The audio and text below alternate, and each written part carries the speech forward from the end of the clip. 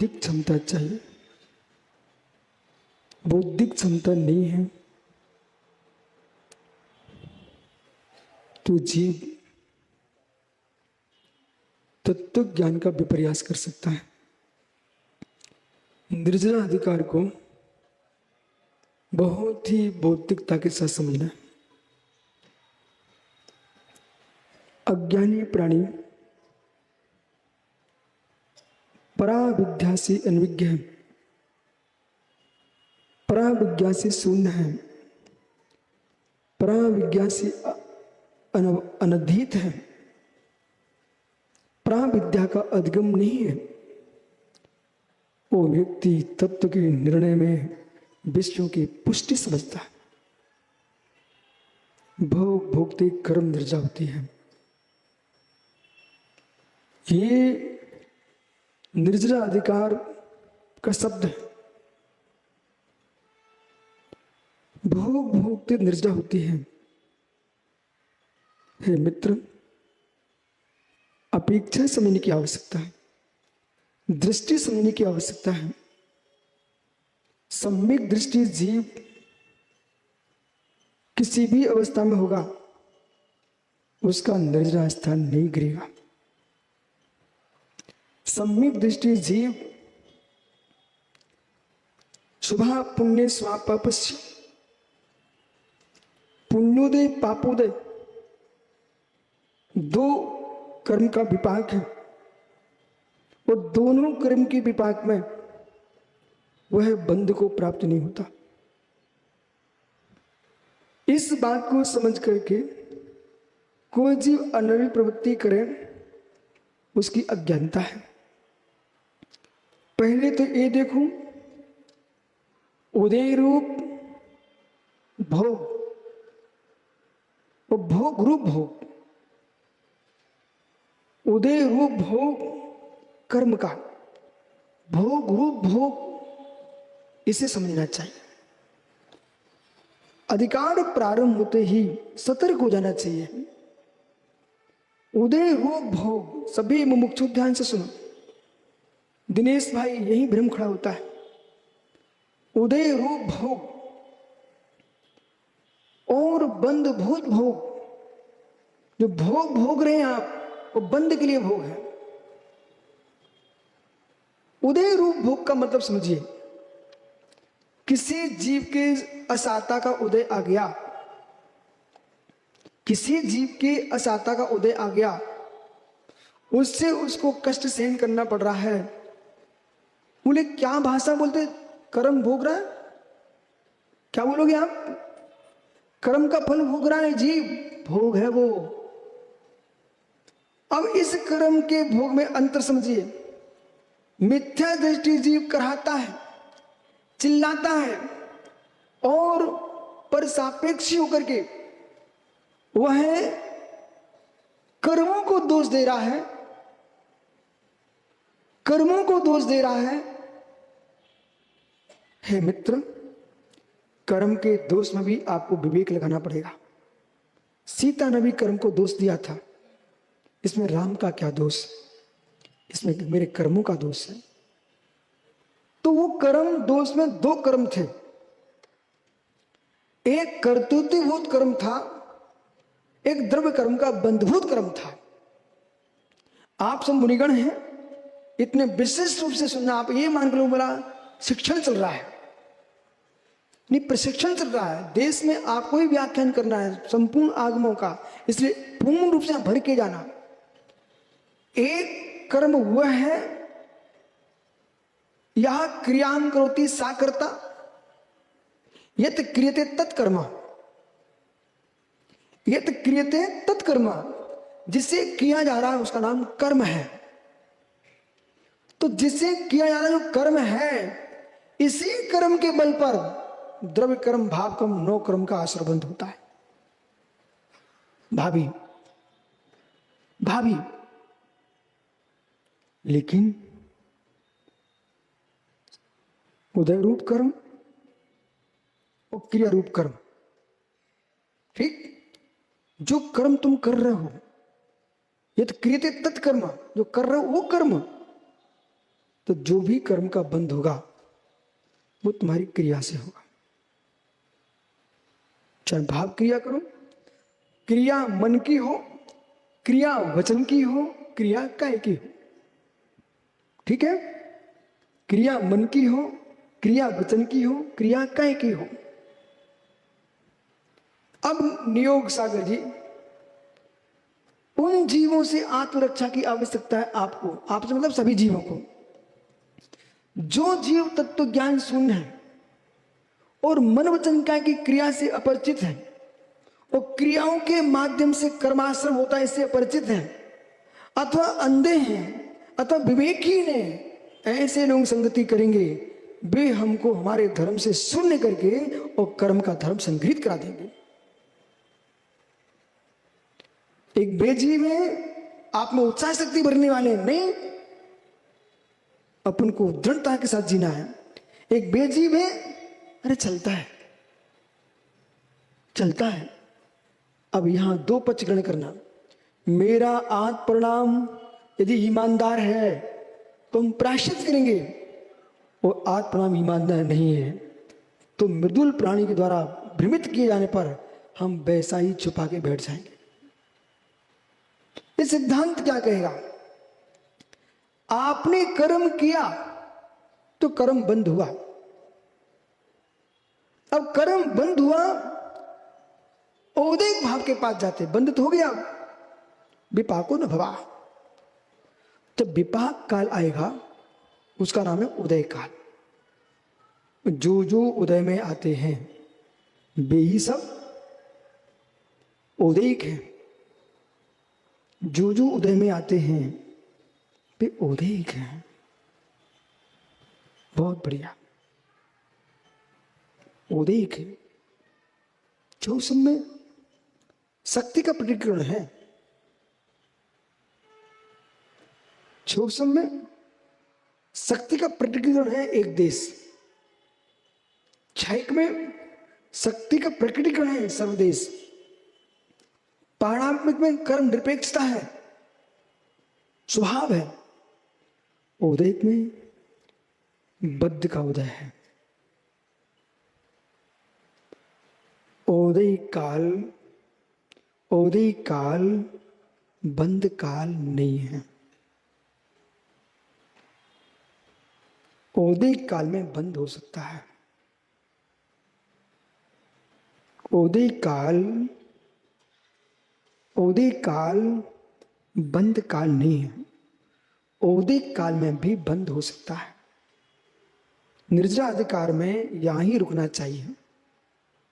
उदय काल बंद काल नहीं है, उदय काल है। इस उदय काल में आप कैसे हो? आज संभल के मत बैठ भाई, आज संभल के मत बैठ, आज संभल के बैठ, अंतिम श्वास तक के लिए संभल के बैठ। असाता का उदय ही नहीं है हमारे पास अभी, हम हर्षित हैं। जैसे असाता में हर्षित हो, साता में हर्षित हो, क्या ऐसे असाता में हर्षित हो सकते हो?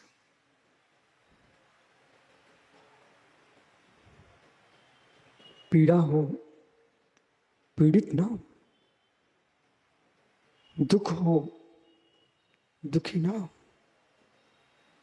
दुख हो, दुखी ना हो।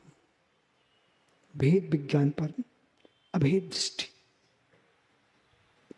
भेद विज्ञान पर अभेद दृष्टि, ध्रुव पर ध्रुव दृष्टि। पीड़ा हो, पीड़ित ना हो। तूफान चल रहा है, चश्मा लगा है, आंखें सुरक्षित है। तूफान चल रहा है, कचरा आ रहा है, धूल आ रही है, आंखें सुरक्षित होने क्यों? कांच है, उपनीत। ऐसी कष्टों के धूल आए, तूफान आए, पीड़ा आए, ध्रुव तत्व निर्णय का उपनीत तुम्हारे पास है। भेद विज्ञान की आंख बंद ना हो पाए, वो जीव भोग काल में भी निर्जरा स्थान को प्राप्त करेगा।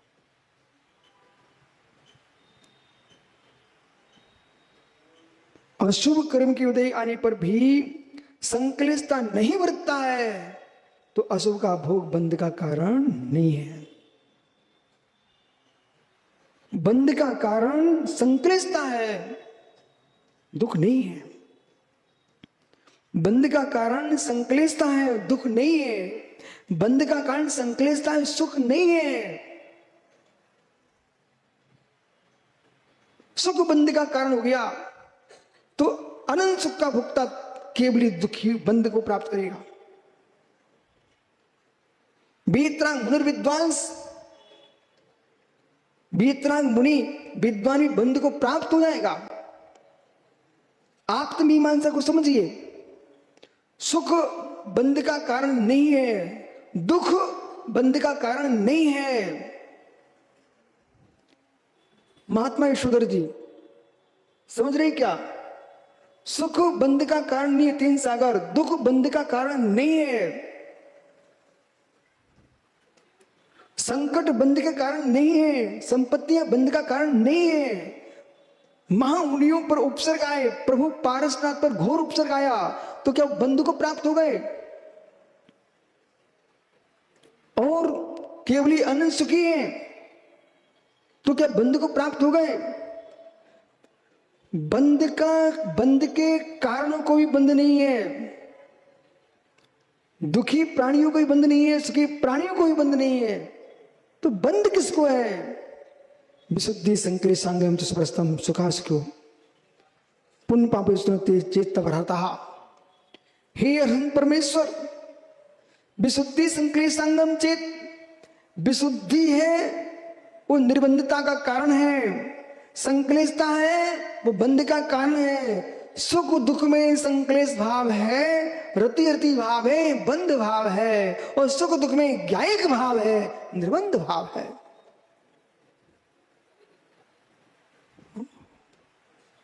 ये तो सागर समझने का विषय हो गया। आज यहाँ के ही एक प्राचार्य प्रोफेसर साहब आए थे, पारसर जी, उन्होंने बहुत तात्विक प्रश्न किए। मैंने यही कहा, मित्र, बुद्धि में वैकल्य ना होने पाए, बुद्धि में वैकल्य ना हो पाए, बुद्धि विकलांग ना हो पाए, किस विषय में?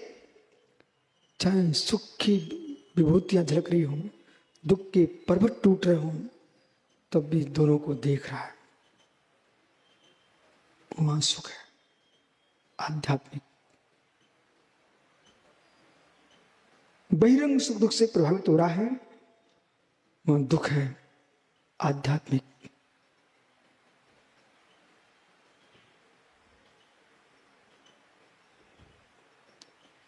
आशावादी निराशावादी दोनों को दूर कर दीजिए, आप रहस्यवादी बनिए। आशावादी निराशावादी तो दोनों दूर चले जाते हैं तो रहस्यवादी खड़ा होता है। इसमें जो आप सुन रहे हो, ये आशावादी की व्याख्या नहीं है, ये निराशावादी की व्याख्या नहीं है, ये रहस्यवादी व्याख्या है। रहस्य ज्ञान में प्रविष्ट होता है, वो जीव जगत से असमान होता है। रहस्यवादी जीव होता है, वो जगत के प्राणियों से असमान होता है। जगत के लोग सामान्य सुख दुख में हर्ष विषाद करते मिलते हैं, ये सामान्य है, ये हंस भी नहीं रहा, विषाद भी नहीं कर रहा, उनकी दृष्टि में असमान्य है, पर यही सामान्य है, असमान। जो जीव पल्लवों पर जी रहा है, उस जीव के साथ जियोगे तुम रहस्यवादी नहीं बन पाओगे। जो पल्लवों पर जी रहा है, क्या महात्मा श्वेत सागर जी, वृक्ष के पत्ते खाने वाला बंदर भी पत्तों पर नहीं बैठता, डाल पर बैठता है। पत्तों पर भी जीव बैठते हैं, कीड़े होते हैं। पत्तों पर भी जीव बैठते हैं, वे कीड़े होते हैं। पत्तों में छेद करते रहते, पत्तों को खाते रहते, छेद करके। हो, पत्तों में जीने वाले कीटाणु अलग हैं, कीड़े अलग हैं, और वृक्ष पर घोंसला बना के रहने वाले पक्षी अलग हैं। जो पत्तों पर कीड़े बन के जी रहे हैं, पत्तों में छेद करके जी रहे हैं, ऐसे नरों के पास रहस्य विद्या तुम क्या पाओगे? ये पत्तों में जीने वाले लोग हैं। रहस्यवादी तो वो है जो चंदन के वृक्ष में पत्तों को नहीं देख रहा, छाल को नहीं देख रहा है, सार की सुगंध को देख रहा है, वो रहस्य है। ऐसे ही असमान जाति पर्याय के नाम कर्मों को नहीं देखता है, अन्य कर्मों को नहीं देखता है, मात्र इन कर्म शून्य जो भगवान आत्मा है उसे मात्र देख रहा है, वो रहस्यवादी है। रहस्य विद्या से भरा प्राणी जगत में शून्य होकर जीता है, पर जगत को शून्य नहीं मानता। जगत में शून्य होकर जीता है, जगत को शून्य नहीं मानता। अब जगत में शून्य होकर जीने की बात सुन करके अज्ञानी जगत को शून्य मान लिया। जगत में शून्य होकर जीना चाहिए, इससे तात्पर्य इंद्रिय विषयों में मत जाइए, कसायों मत जाइए। क्या तुम परंपराओं के पत्तों पर कीड़े बने हो? क्या तुम संघों के कीड़े बने हो? क्या तुम समाज के कीड़े बने हो?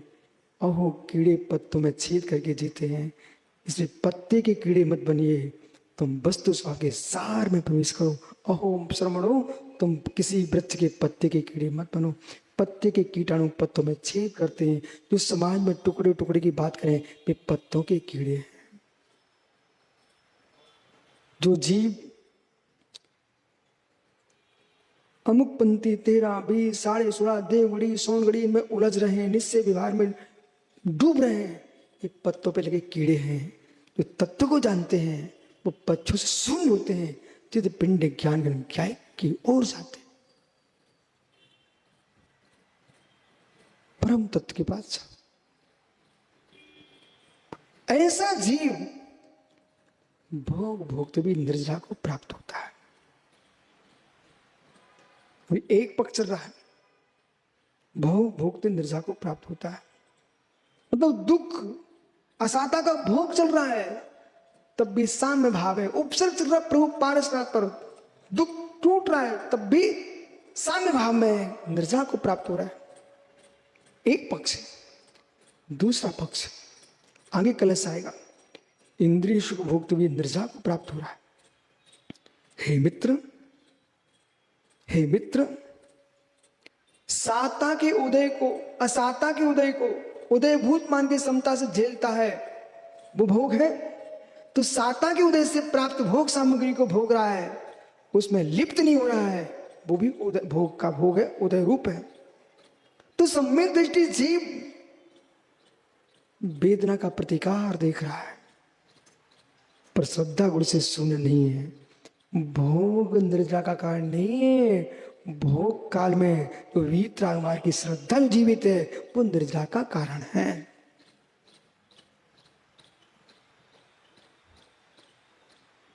आहार करने गए मुनिराज, वो भी तो भोग है।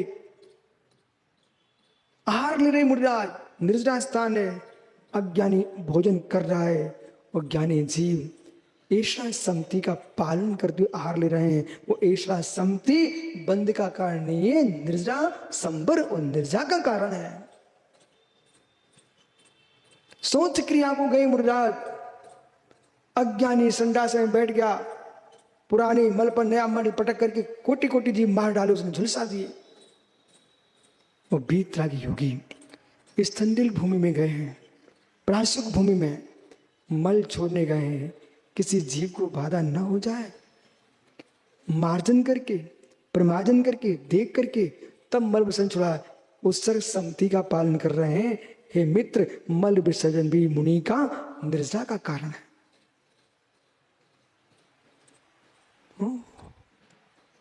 ये ग्रंथ आपके सामने था, स्वाध्यायपूर्ण हुआ और गोधा ने यूं बंद कर दिया, उसे मक्खी दब गई, मच्छर दब गया, चींटी जम गई। बीत था कि श्रवण पिच्छी से यूं लेंगे, ऐसे मार्जन करेंगे ग्रंथ का, इसके बाद बंद करेंगे। हे मित्र, ग्रंथ का बंद करना भी मुनिराज के बंद का कारण ही है, निर्जा का कारण है। प्रमत्त जीव की हर क्रिया बंद का कारण है और अप्रमत्त जीव की हर क्रिया निर्जा का कारण है। प्रमत्त में अप्रमत्त हो जाओ भाई सुयस्सागढ़ी, प्रमत्त में अप्रमत्त, अप्रमत्त में अप्रमत्त। कौन ज्ञानी की सुन रहे क्या?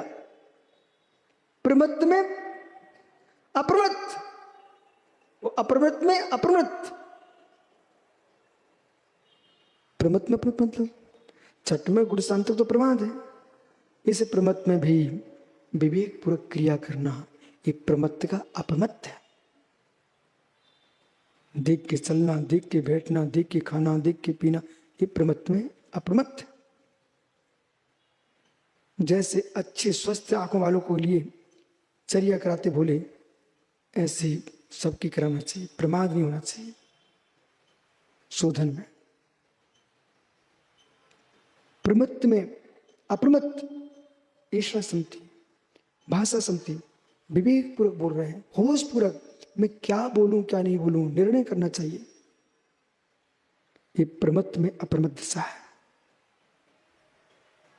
ईर्या समति चल रहे हैं, प्रमत्त है, पर समति का पालन कर रहे हैं, प्रमत्त में अप्रमत्त है।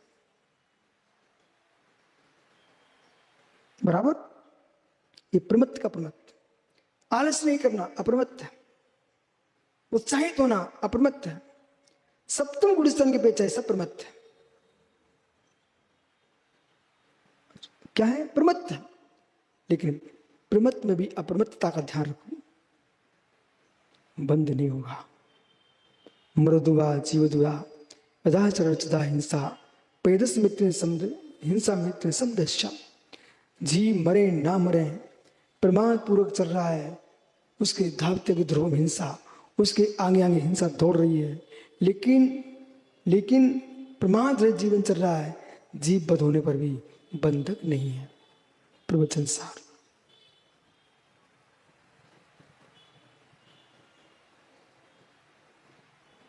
क्या हुआ? समझ नहीं आ रहा? हर अनुयोग के अंदर, प्रत्येक अनुयोग में गुणता है, गुणता है। इसलिए निर्जराधिकार प्रारंभ करने के पूर्व ही सारे भंगों पर हमने व्याख्यान कर दिया। अन्यथा ऐसा व्यक्ति भी देश में हुआ जिसने इसी अधिकार से समाधि स्वीकार की है भोगों में। तो समझाने वाला नहीं समझ आ पाया या समझने वाले नहीं समझ पाए? क्या बोले? बोला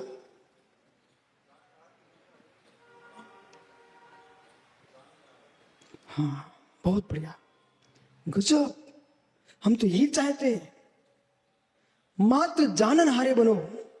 तो मात्र जानन हारा होता है वही पूर्ण निर्जा को प्राप्त होता है। पर कौन जानन हारा? जिए पांचों पापों में, और मात्र हम जान रहे हैं कि जिन्हें वाणी सुन रहे हैं, जिए पांचों पापों में, और कहे मात्र में तो सब समझ रहा हूं, उनकी निर्जा होने वाली नहीं है। ये कौन से जानने की निर्जा कर रहे हैं कि सुख दुख चल रहे हैं, लेकिन उनमें हर्ष विषाद नहीं करके संयम की अनुभूति के साथ जो जानन क्रिया चल रही है, वो मेरे मित्र कर्म निर्जा का कारण है। नहीं तो जीव सामान्य समय सार की भाषा को सुना, अमर समय दृष्टि तो मिथ्या दृष्टि गुणस्थान में बैठा जीव कह रहा है मैं तो आत्मा को जान रहा हूं, क्योंकि वह गुणस्थान की व्याख्या ना करके सामान्य कथन किया है जीव द्रव्य की दृष्टि से, परंतु गुणस्थान क्रम से जैसे स्वामी की भाषा में भी समझना चाहिए। अमृतचंद स्वामी ने व्याख्यान किया समय सार आत्मख्याति टीका में, वो गुणस्थान क्रम से ना करके सामान्य व्याख्यान किया जीवत्व का, पर जैसे स्वामी ने गुणस्थान क्रम से कथन किया है इसे भी जानना पड़ेगा। अभी नादिनी में आप थे, एक व्याख्यान हुआ था कि आत्मा में ही ज्ञान है, आधा हुकूमत जाने आना दिन से चारित्य आधा संभव आधा पच्चक खड़े सब आत्मा में है। रणतम न बट्टे अपान मुतु अनिदवम्मी तम्मा तत्ति मयो होदियो मोकश कारणम आधा। श्वेत सागर गाथा का लोगों ने कितना विपर्यास करके रखा हुआ है।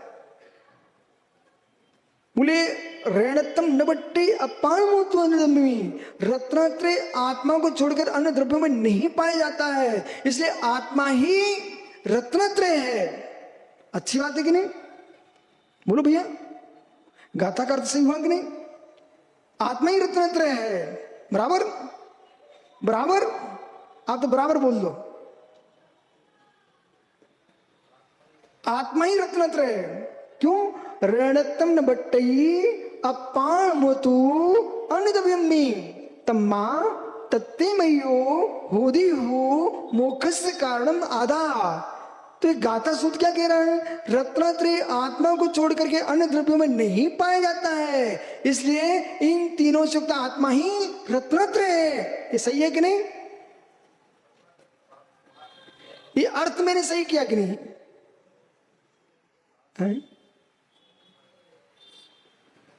नहीं, अभी प्रश्न इतना सा है, गाथा का अर्थ सही हुआ कि नहीं?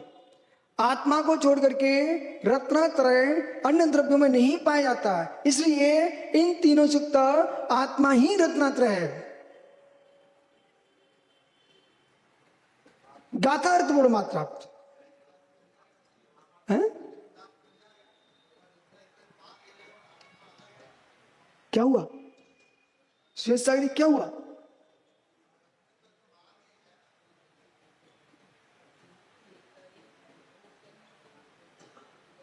नहीं, वो आत्मा में ही तो है ना, तो आत्मा ही तो रत्नात्रय हुआ कि नहीं? गाथा अर्थ तो ऐसा ही है।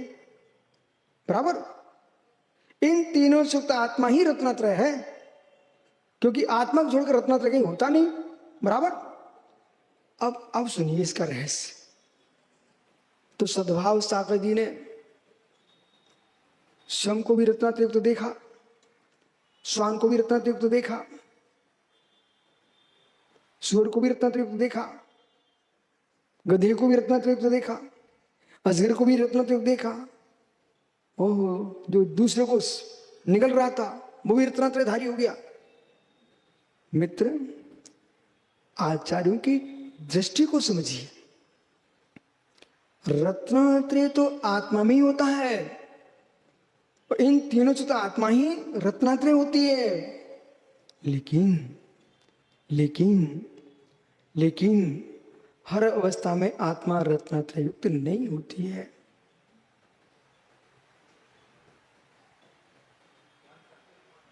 इधर देखो,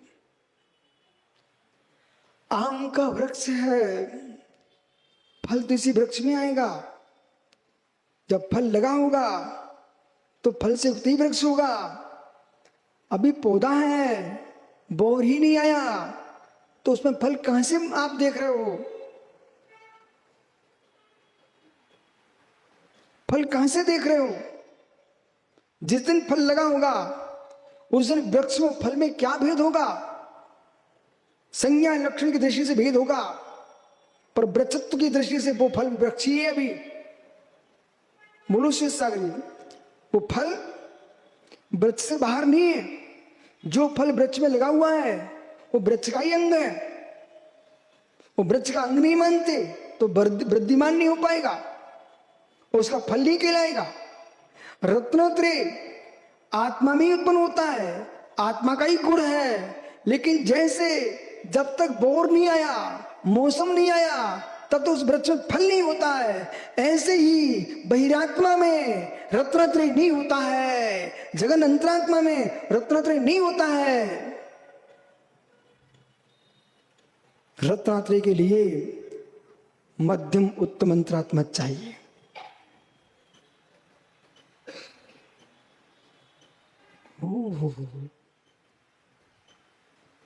एक घंटा उपदेश हुआ था इस विषय पर, याद है क्या आपको? याद है? इसलिए समझना चाहिए आत्मा ही रत्नात्रय है। इस एकांत पक्ष में चले गए तो मिथ्या दृष्टि की आत्मा भी रत्नात्रय हो जाएगी।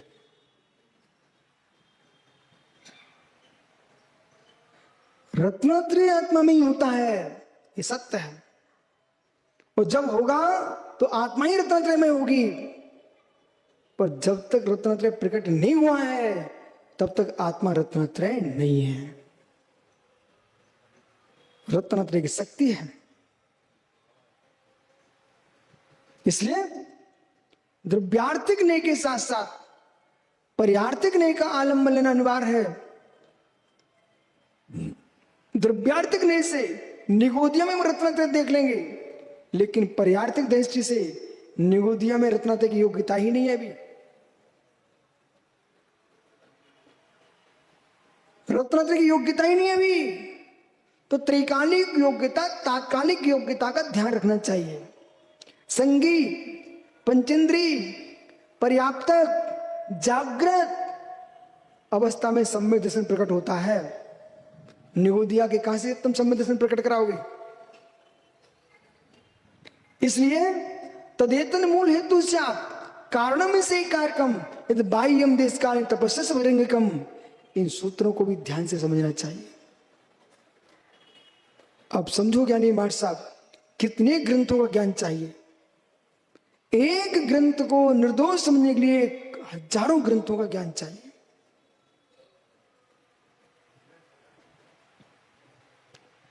और बुद्धि को, प्रज्ञा को निर्गंत बनाना पड़ेगा।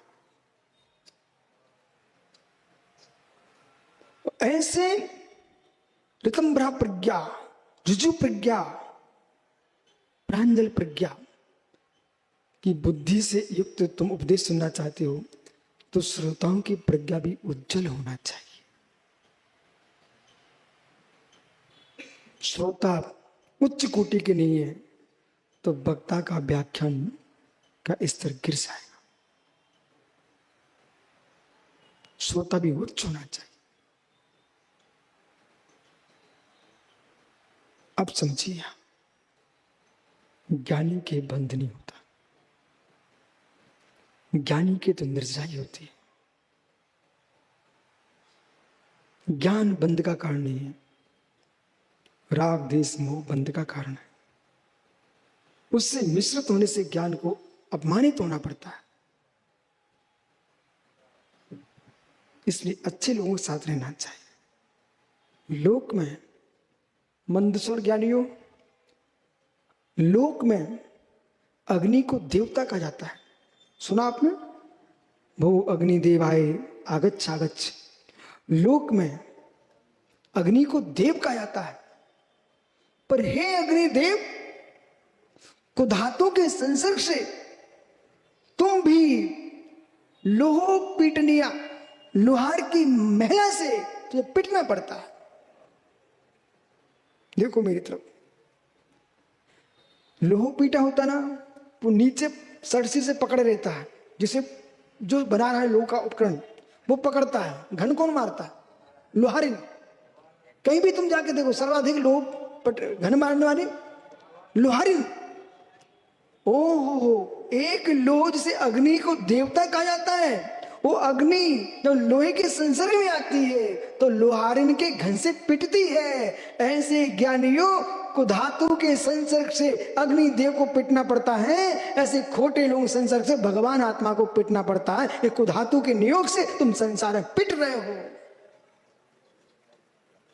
पिटो पिटो, खूब पिटो लोहारिन के घन से। ओह, धिक्कार हो भोला, तुझे धिक्कार हो, धिक्कार हो भोला, धिक्कार हो।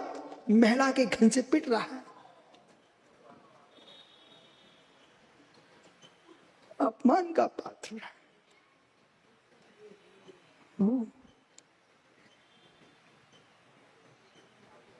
ये तो आंखों से सबने देखा ना। हो। जो लोहे के संसर्ग में अग्नि आती ना, उसको घन से पिटना पड़ता है। ऐसे द्रव्य कर्म, भाव कर्म, नो कर्म लोहे के संसर्ग से ये भगवान आत्मा को पिटना पड़ रहा है संसार में।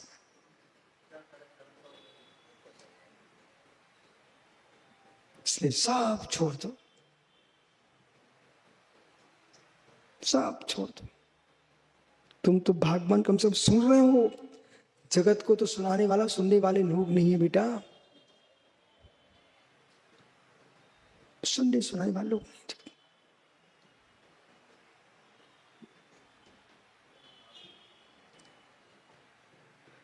इसलिए ज्ञान की महिमा है, ज्ञान की महिमा है, ज्ञान की महिमा है। एनांसिनम दर्शनम तेनांसिनम बंधनम नास्ति। एनांसिन रागस तेनांसिनम बंधनम भवति। एनांसिन ज्ञानस तेनांसिनम बंधनम नास्ति।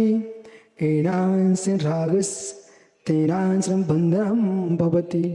एनांसिन चारित्रम तेनांसिनम बंधनम नास्ति। एनांसिन रागस्य तेनांसिनम बंधनम भवति।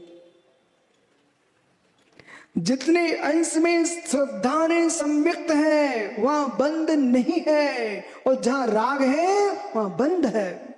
जितने अंश में ज्ञान है वहां बंध नहीं है, जहां राग है वहां बंध है। जहां सम्यक तो बंध नहीं है, राग है बंध है। जहां पर चारित्र है, जितने अंश में बंध नहीं है, और जहां राग है वहां बंध है।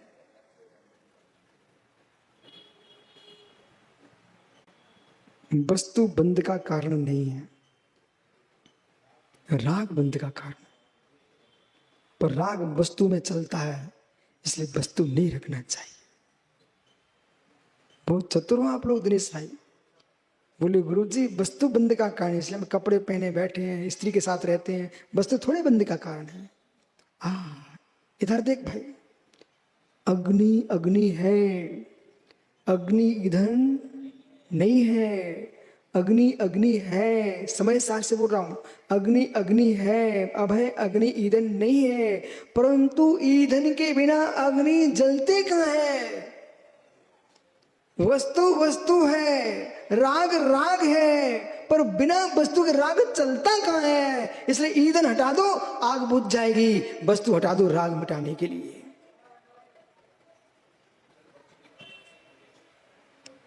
हो क्या क्या बैग में रखा है इतन जी। वस्तु हटाओ तब राग हटेगा। तज ज्ञान से सामर्थ्यम ब्रह्म का किला। यत कोपी कर्मा भी कर्म भंजनोपि न बध्यते।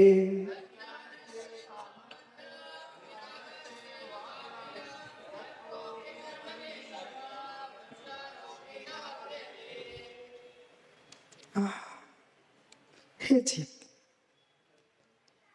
तज ज्ञान से सामर्थ्यम, ये ज्ञान के सामर्थ्य।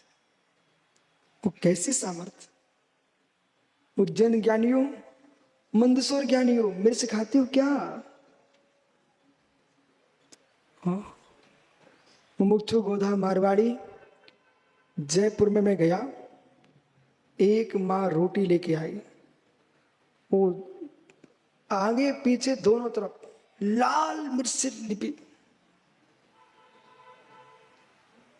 तो मैंने तो उसको ऐसे हटवा दिया।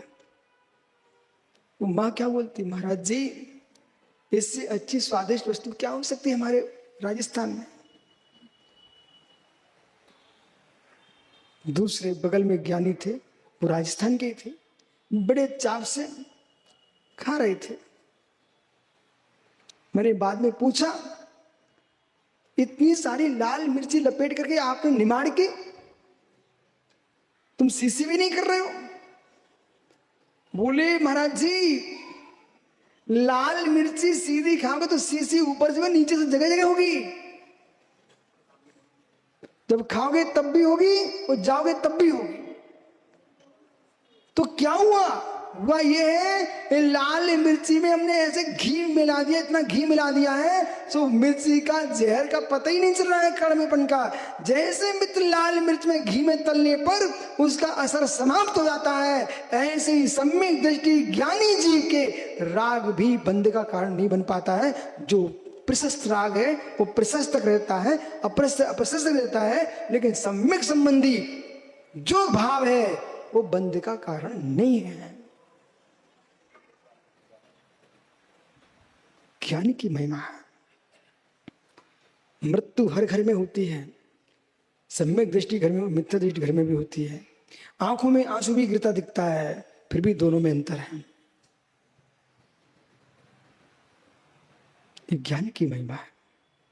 इसलिए तज ज्ञाने से सामर्थ्यम विरागत से वाक्य यद कोपी कर्मा भी कर्म भजनोपी ना बदते। कोई भी कर्म का उदय आया है, कर्म का भोग हो, तब भी बंध को प्राप्त नहीं होता। इति आगमुक्तो किल यत कोपी ज्ञानी न बद्धते। ज्ञानी जी बंध को प्राप्त नहीं होता। करो भेद विज्ञान, बार बार बार बार, मुहुर मुहुर मुहुर मुहुर, बंधनम ना प्राप्त होती, बंध को प्राप्त होता है। कर्म भी कई, किसके द्वारा? कर्म के द्वारा। किम भुंजनोपी, किम भूतोपी, क्या होते हुए भी? भुंजानोपी वेदे मानोपी, ये वेदन करते हुए भी। इधर देखो, वेदन करते हुए। नमोस्तु करो सबसे पहले गज कुमार मुराज को, नमोस्तु करो पांडव मुराजों को, नमोस्तु करो कार्तिकेय स्वामी को, नमोस्तु करो गुरुदत्त स्वामी को। हे मित्र, नमोस्तु करो प्रत्येक तीर्थंकर के तीर्थ काल में 10-10 मुनि घोर घोर उपसर्ग सहन करके अनुत्तर जन्म लेते हैं, उन मुनियों को नमस्कार करो। सर्वांग साधु, नमस्कार करो अपने परिणामों को। ऐसे खोटे काल में भी आप दिगंबर मुनि बने बैठे हैं, उन भावों को नमस्कार करो।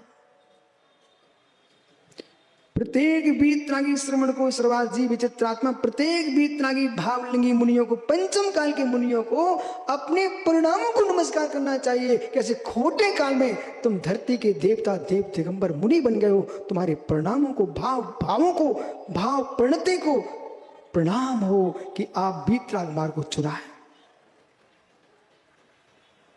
कोई सहज नहीं है, सरल नहीं है ये भव्य श्रावक। इसलिए तुम्हारे चरणों को धोते हैं, माथे पर लगाते हो। क्या श्रद्धा है। अभी भी दो नन्हे से बच्चे आए, मंच पे आने के पहले मचल रहे थे अपनी माँ के सामने, मैं पानी डालूंगा। ओह, जिन्होंने नाक पहुंचना नहीं सीखा वे गुरु को पहचानते हैं। समझो, कुल की प्रत्याशक्ति,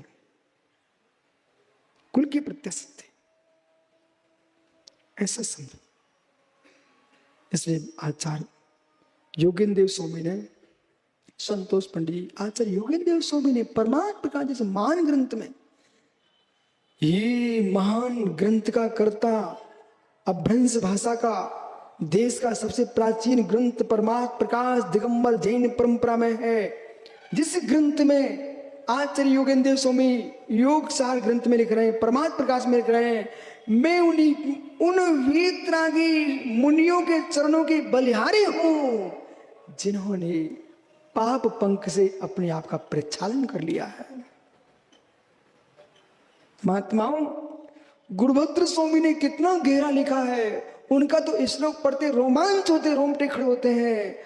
अभुक्त जी प्रत्यजय येन विस्मास्तम अहो एन चितम नमस्तस्मै कौमार ब्रह्मचारिणे।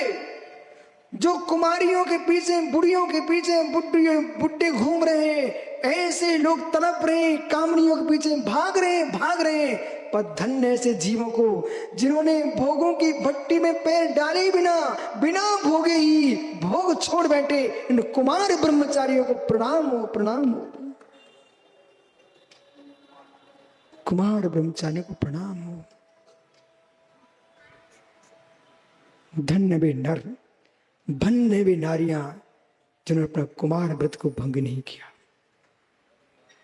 किसी भी प्रकार से।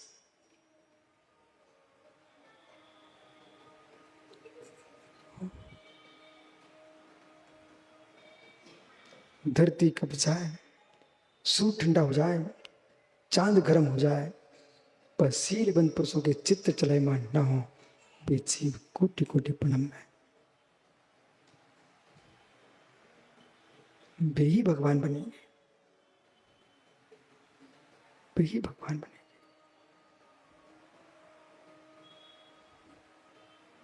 क्या हो गया बोला? ज्ञान।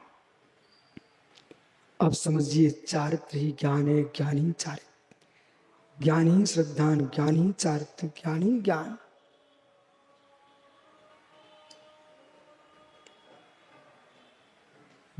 पहुंच जाए दो पे। चारित्र की महिमा मूलाचार में मैं गाथा पढ़ रहा था, सारे व्रतों की व्याख्या कर दी। जब ब्रह्मचर्य की व्याख्या करते हैं भट्ट के स्वामी, तो क्या कहते हैं?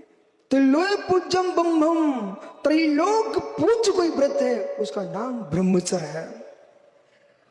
त्रिलोक पूज्य। एक मनोरमा के पैर के अंगूठे से नगर का गेट खुल गया। सील के महिमा उज्जैनी गेट है यहां पर।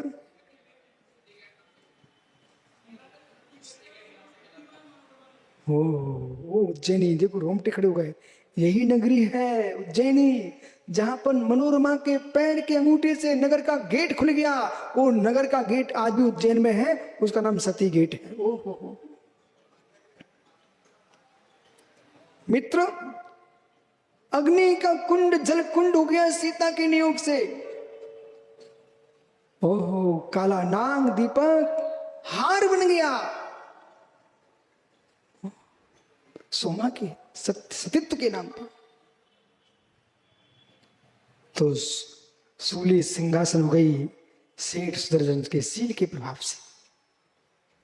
सतियों के नाम है तो एक सत्ता का भी नाम है। श्री सुदर्शन।